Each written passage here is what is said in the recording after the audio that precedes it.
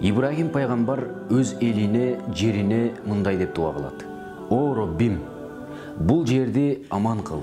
Аллага жана акырет күнүнө ыйман келтиргендерге мөмө жемиштерден ырыскы бер.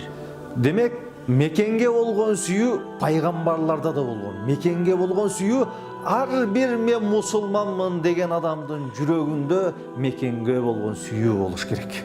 Жакшы жигит эл курат, жаман жигит эл бузат демекчи, кыргыз элине, жерине, дилине, динине, мекенине кызмат кылган эр азаматтар, патриоттор көп. Кудайга шүгүр, уучубуз кур эмес. Ошондой эле өзөктөн чыккан өрт жаман, өздөн чыккан жат жаман дегендей, мекенимди сүйөм деп, бирок мекен үчүн кыянаттык кылгандар да көп. Жараткан Алла Таала баарыбызды мекенге кыянаттык кылуудан сактасын. Мекеним сени жандай сүйөм деген, мекеним сага аябай күйөм деген, мекеним сени унутпай жүрөм деген сөздөрдүн далайларын угуп келем.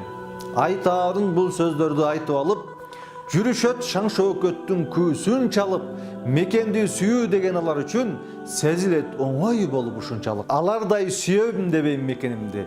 Мендеги ак сүйүүмден ушул белги, колуман келе турган ишти аткарып, ар убак төгө берем маңдай терди деп Ташмет атабыз айткандай, кээ бир адамдар мекенди сүйүүнү оңой олтоң сөз сезишет.